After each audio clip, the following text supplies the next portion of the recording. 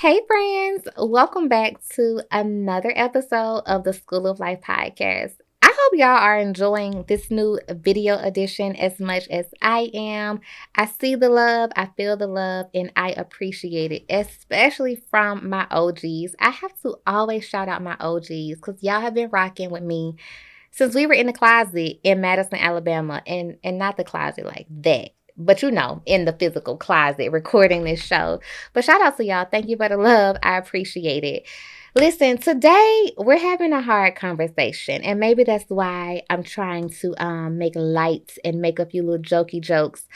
We're going to talk about something that I've seen some conversation around, but not enough. And so, from the title, y'all probably already know, we're diving into grieving friendships.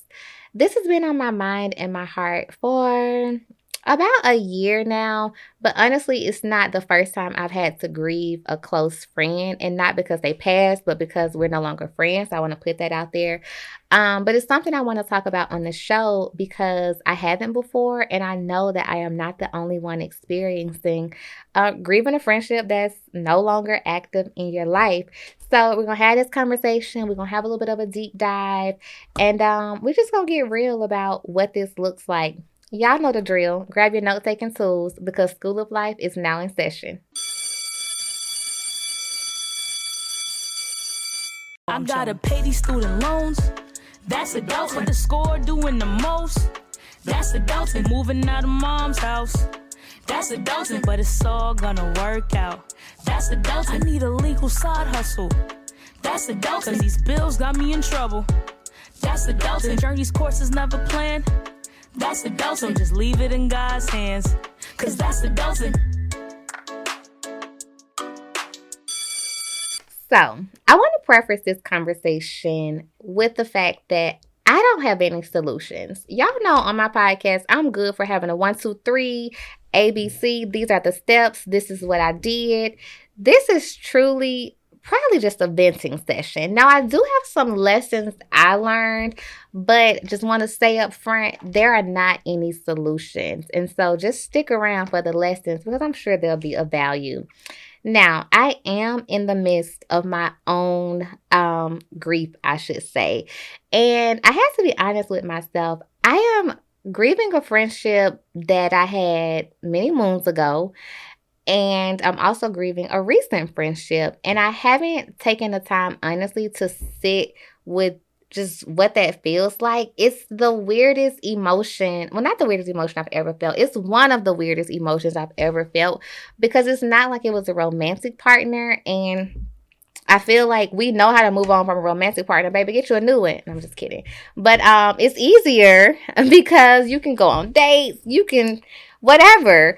But when it's a friend, you can't just up and make a new friend, especially if it was a close friend. And so there's this weird, like, what do I do? How do I act? Like, there's no preparation for it. It's just a feeling. And I think today I'm really just talking about what that feeling has done to me and kind of how I'm processing it in real time. So, honestly, I haven't even put into words what the feeling is. It's just, dang, that really happened. And the weirdest part is this person is still alive and breathing. Like they haven't passed, but what we had as friends has been put to rest. And that's the part where I really don't have words for. But here's what I'll share. I want to share 3 lessons that I've had to learn throughout this process. And hopefully they will help you if you are grieving a friendship.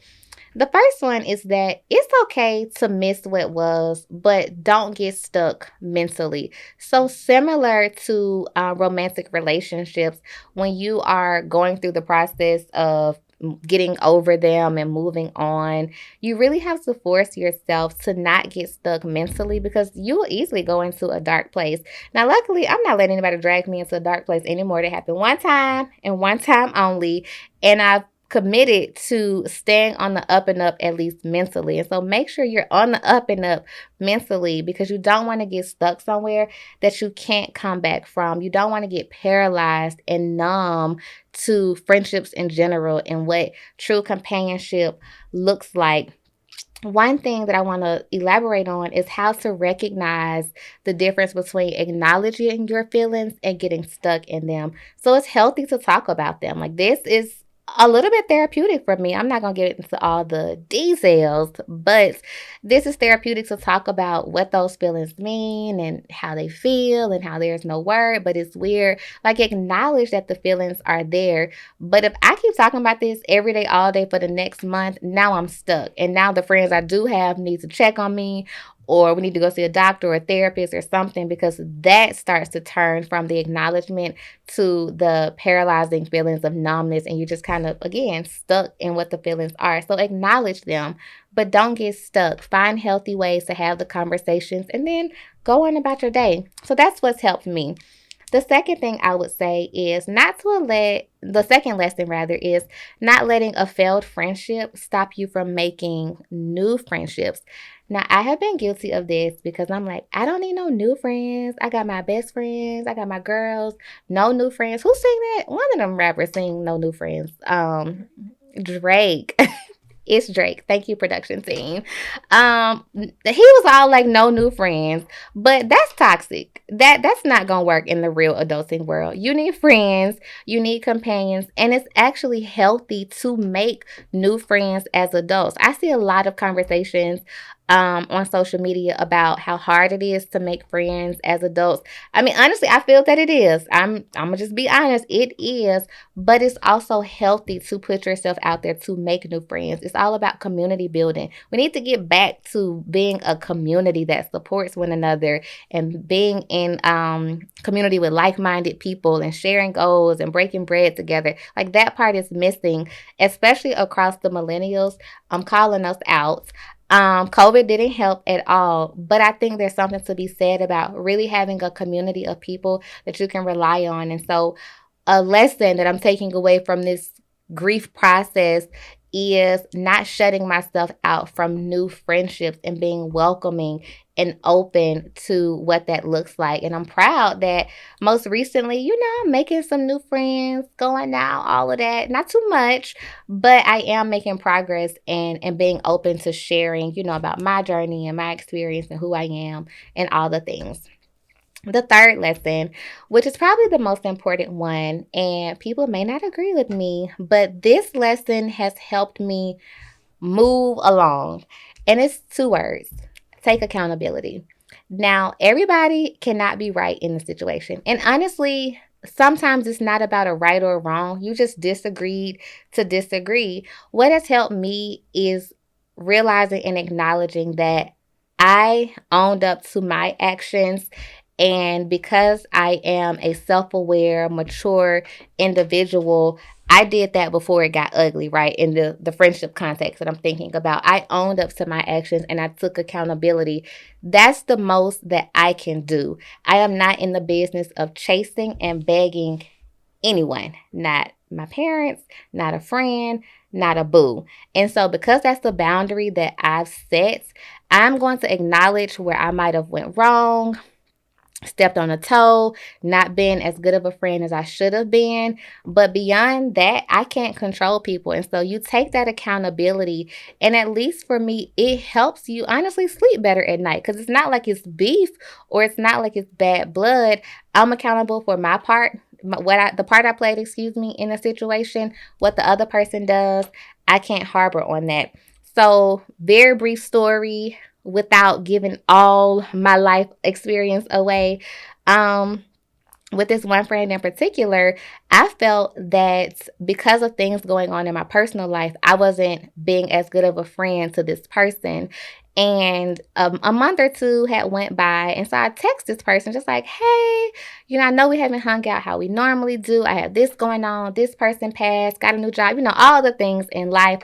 Would love to catch up. And it's not like I hadn't talked to this person at all. It just wasn't as much. And this person shared that, and pause there, I suggested we go to lunch to catch up, all the things friends do. This person shared they felt that wasn't a good idea. Okay, I can't force that person to want to go to lunch with me to catch up and all the things. Did it hurt? Absolutely. Because I'm like, dang, you would have thought I haven't talked to this person in 5 years and I'm popping up out of the blue. And that's what started, at least for me, the grief of losing that friendship. Because if this person doesn't even want to go grab a bite, clearly the friendship is over. And that was a harsh reality. But what I took away from that, I left that conversation putting all of me out there like, hey, I haven't done this. I missed this thing because these things were going on, but I'm still here.